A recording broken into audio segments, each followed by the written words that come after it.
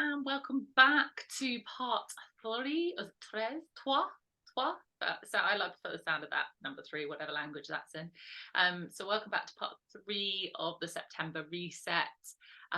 Tonight we are looking at morning routines.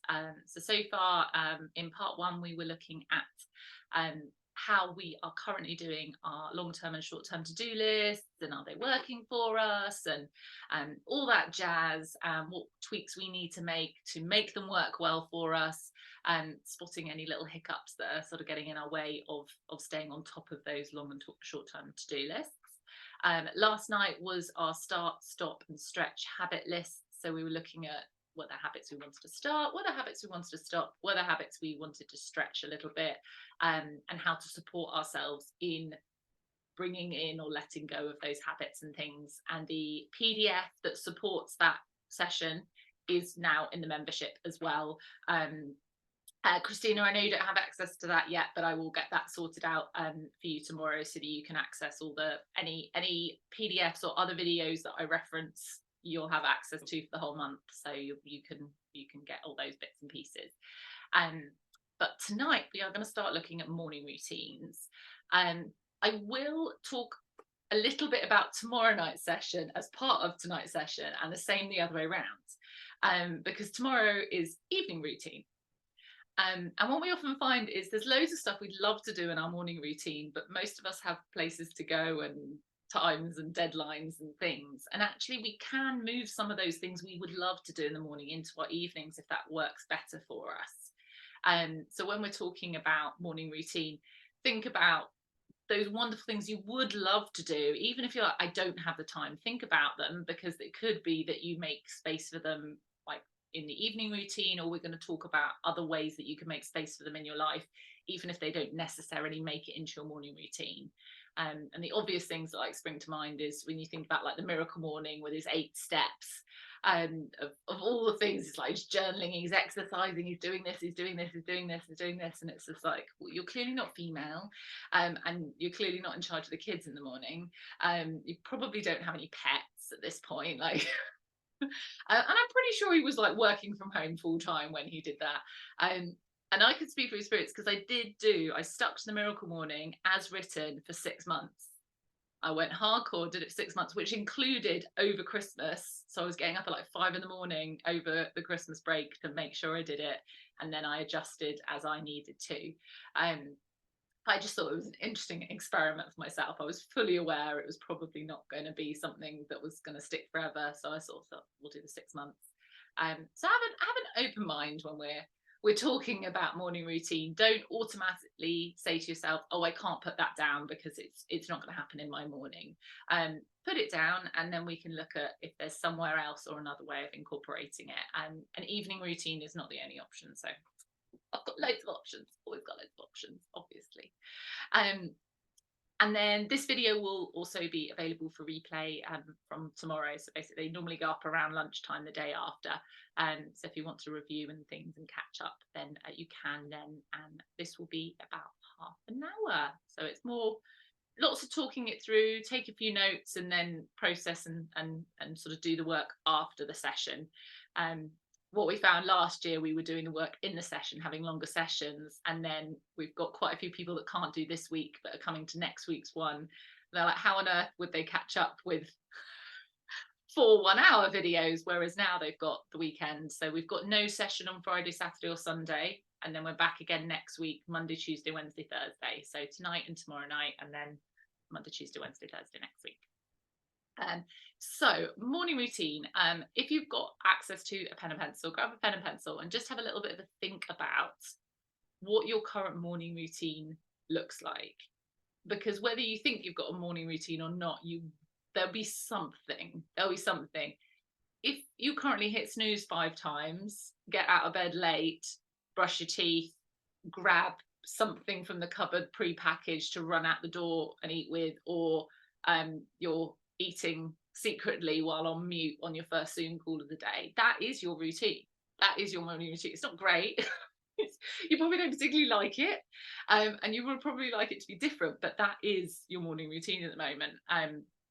So it's actually the September reset. I keep saying couldn't have come at a better time for me this year, because with the house move, it's been a bit chaotic. So I can use myself as an example in lots of these sessions. So at the moment, we've only just got our alarm plugged in and set up. So at the moment, we still both have our phones in the bedroom, which we never used to do. We always put our phones. My partner's phone went to sleep in the kitchen. Mine went to sleep in the office. And at the moment, both of our phones are going to bed in our room. So that I definitely don't want. I don't want checking my phone first thing. I check my phone first thing. The alarm goes off and it's beeping, whereas before we used to have a lovely sunrise alarm clock and things. I am usually an hour to 90 minutes late taking my medication in the morning, which is not great either. And I'm usually scrabbling around and throwing on whatever clothes got dropped on my side of the bed the night before.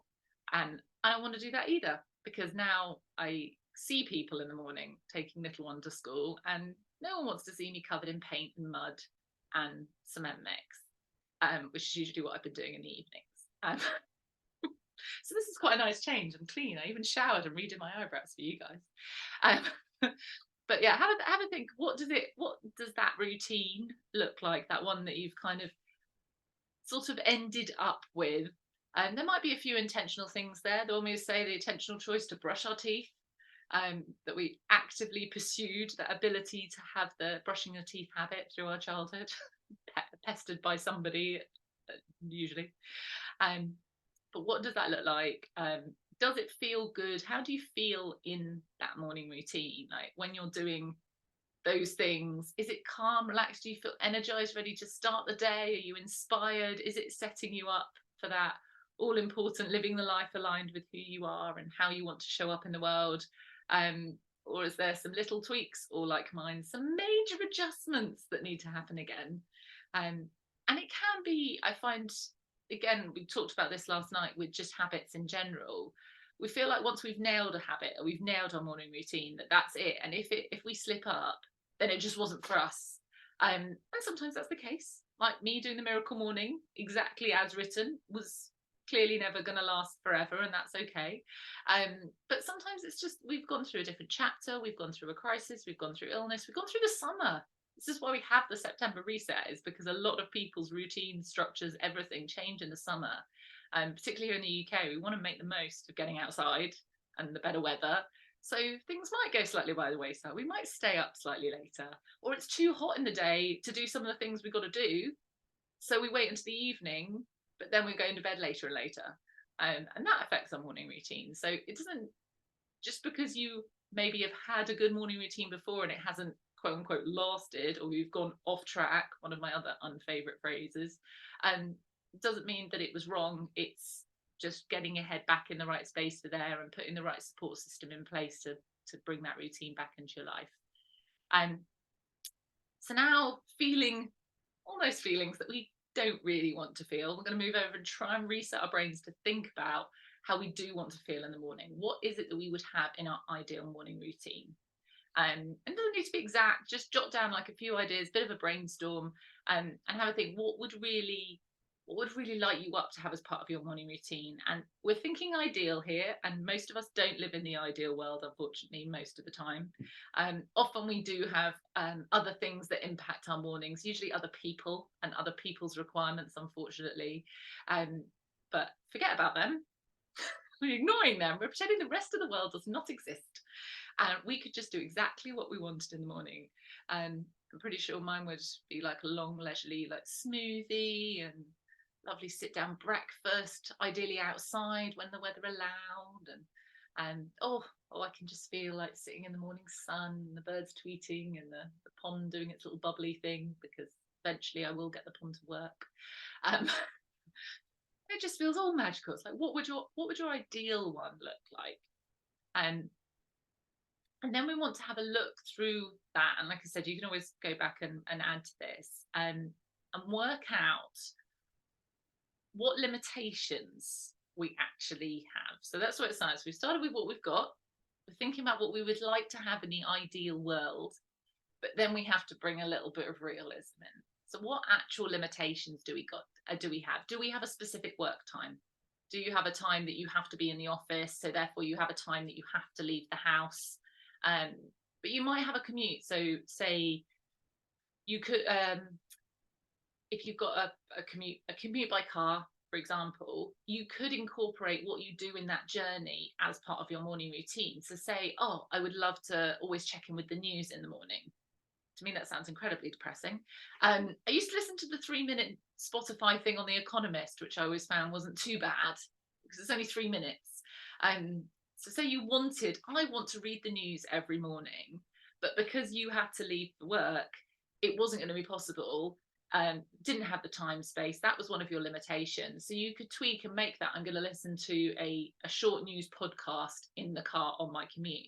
That can still become part of your morning routine. Just because you've left the house doesn't mean you can't have it as part of that.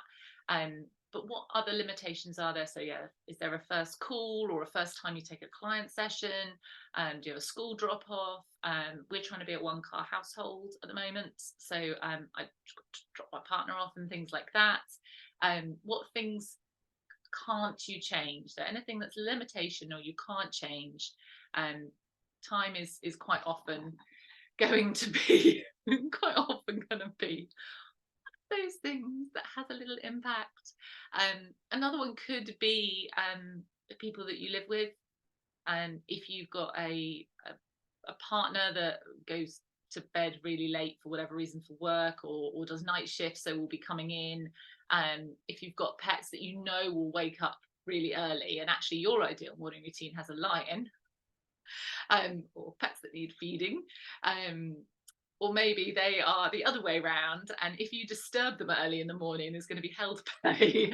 So those are going to be limitations. I mean, you could decide you want to train the pet, but maybe you're like, actually, they're set in their way, and I'm quite happy with that. I'm happy to work around it. So those other things continue.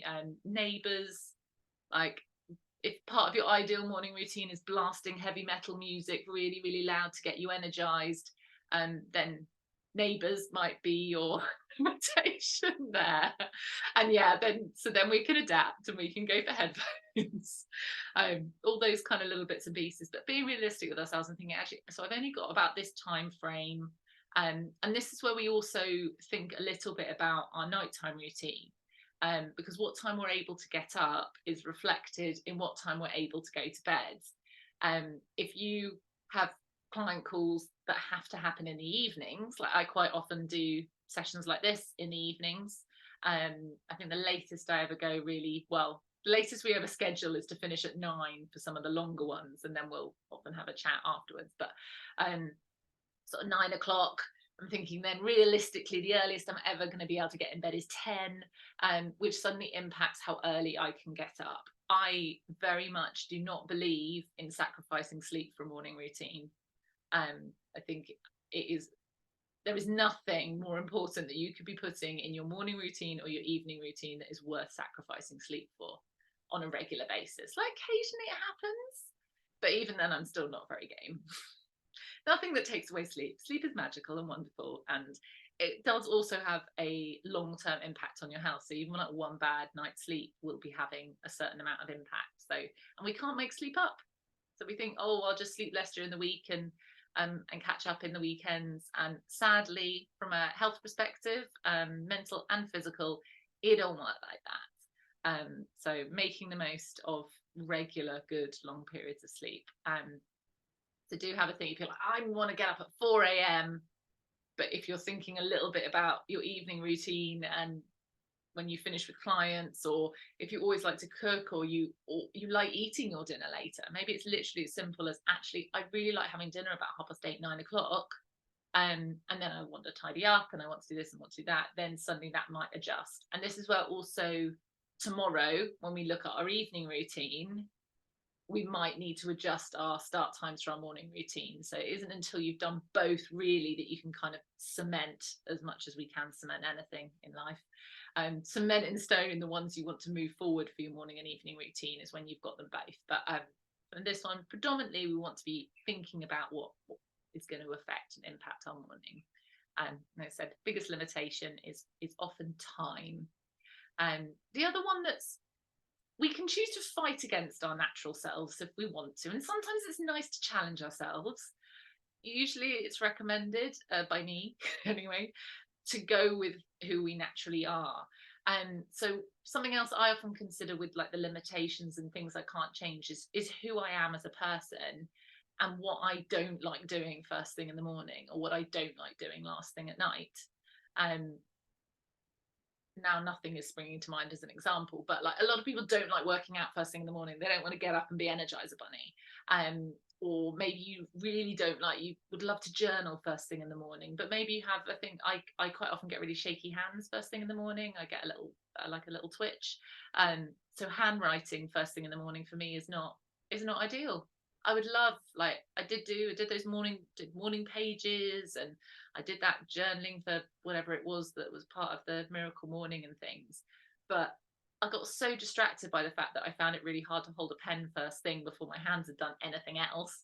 That it wasn't something I wanted to fight against. It would make me more, excuse my French, but more pissed off and upset than actually I was gaining any benefit from doing the writing. It could be that actually you've got a really good mental capacity and you would like to have sort of journaling as your evening routine, but you write better in the morning. So it's thinking about when for you naturally works. And I do this when I'm planning like my working week and things. So I'm completely rebuilding that schedule at the moment. Now we've moved and got new setups and new schools and things. But I will allocate certain times and be like, I know I've got better energy for this activity at this time. So me sort of mid-morning is a really good gym energy time.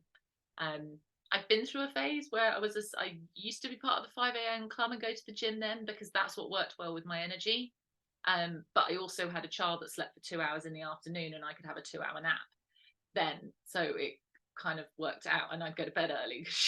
So it's just thinking about you at this time. How do you work? What do you like? What are your energy levels like? What are you better and more happy, more content doing at what time of day? And how could you facilitate that? So another one is like reading. Quite often people that I'll be really nice to start the day reading, but that can also send you back to sleep. So maybe you're like, well, okay, I'm not going to read. I'm going to put on an audio book or a podcast or something, so that I'm still gaining knowledge and information, but I'm not necessarily putting myself back to sleep. And that I think was the biggest fail when I did Miracle Morning, was trying to read in the morning, because that was it, was back to sleep. I just started nodding off again. Then you want to go back to your ideal routine. And like we talked about last night, we want to consider the why behind each part of our ideal routine. Like, what is the reason you want that in your morning routine? Because this quite often gives us a little bit of an insight into things we can let go of. It could be that you've been influenced, like you're listening to me talking about morning routines, and I mentioned this and this and this that I've done or I'm doing, and I love it. And so you think, oh, I should do that, and I love it, and I'm doing it. I'm going to do it. It's going to be great. But when you look at why you want to do it, you can't actually come up with a concrete reason. It's a really good way of spotting. Same with goals. We talked last night about me putting handbags on my vision board, because the first time I did a vision board course, the lady was very materialistic, no offense, but she was. And I had handbags on my vision boards for years after that, until I was like, I don't really care. I quite like my Lululemon carrier bags. They're the right size. I think I currently use as a handbag one of my daughter's old party bags that she got given. She had a lovely fabric party bag with Minnie Mouse on at a party, and that is currently the handbag I use. That's how much I care about handbags. It's just not my jam. And I like having brightly coloured nails. That is my jam. So it's digging deep into the why behind each one will help you filter out the ones that you don't need. It will also help you with adapting them to fit into your life. So things like we talked about, you'd love to read more in the morning. You'd like to read as part of your morning routine. Okay, so why would you like to read more? Well, I never get a chance to get into like a good book, or I'd love to be more up to date on current events, or I would just like some conversation in the morning. Just like some conversation in the morning. So reading a book, reading a biography or something, I'd just like conversation in the morning. If you then came up and said, oh, I'd like to be up to date with current events, but you haven't got time to physically read, you could adapt it to be podcast, or I'm going to put the news on in the morning, as an example. It could be that you literally the other example I was about to say has completely gone out of my head. That's always good. But if you understand the why behind the thing, you can also understand how you can adapt it.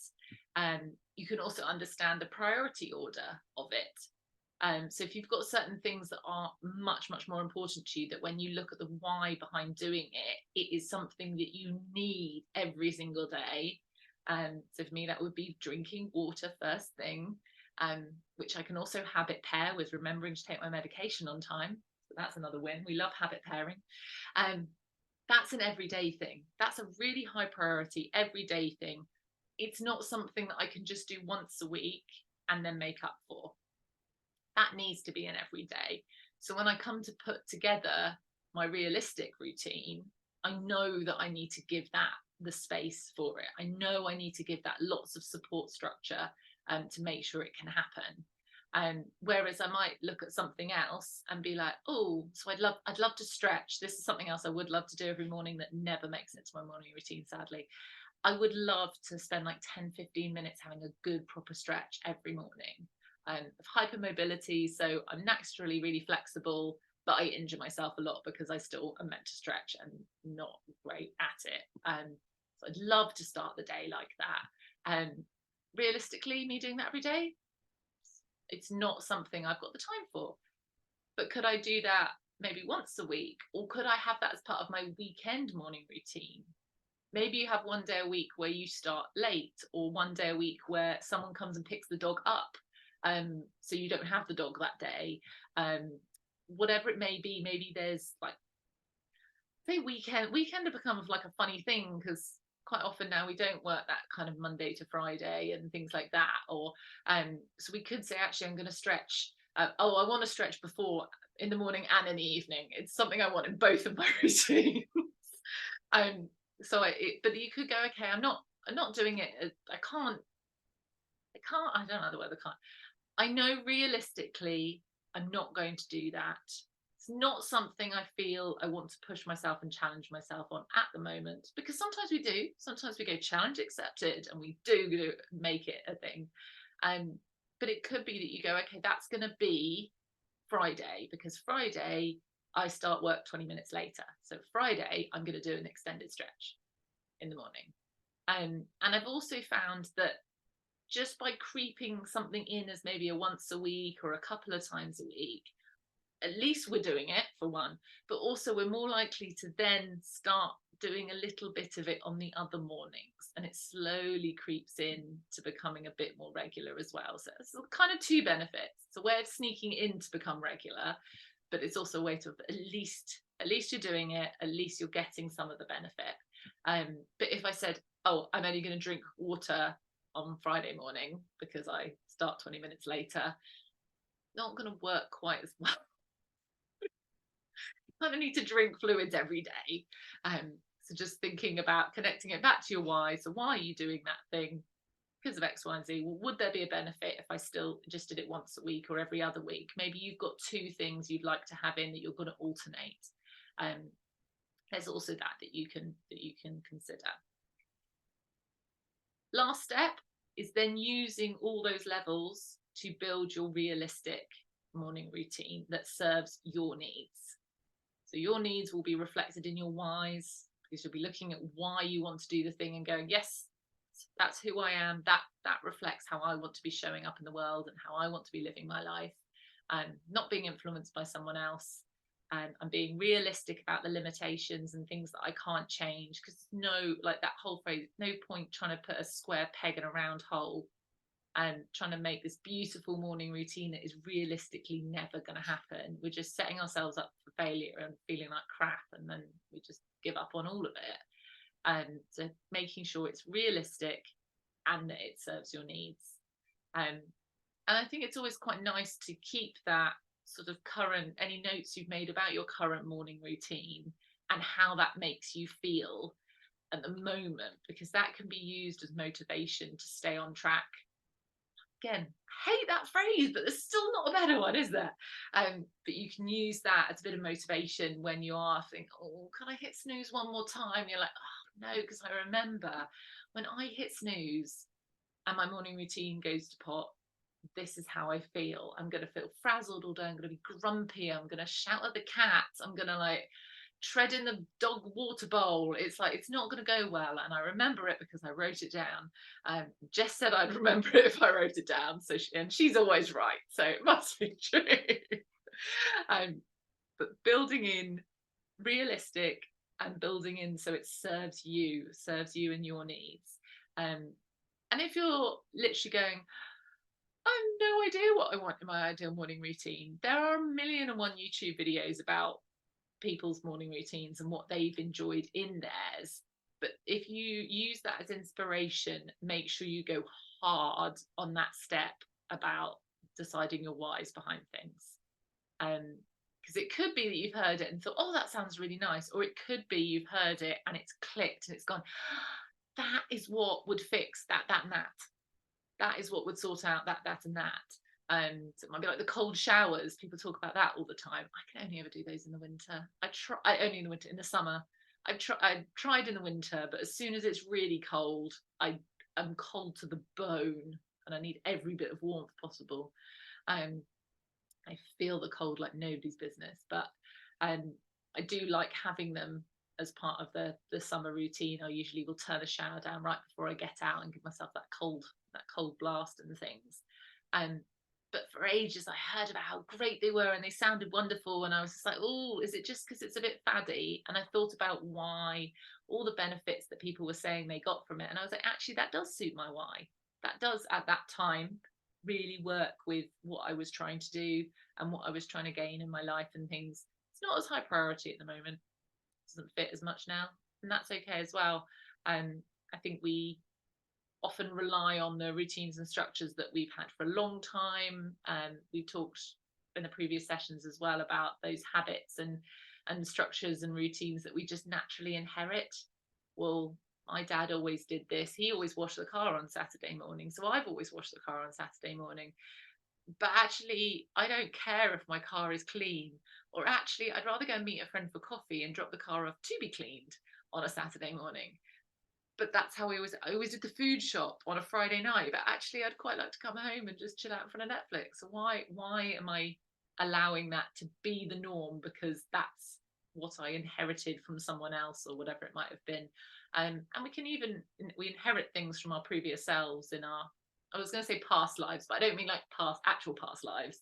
I mean like previous, probably from actual past lives, but from previous chapters of current life, we will also have inherited things from there that we continue to do, even though we're like, hang on a minute, I'm not sure this is working anymore.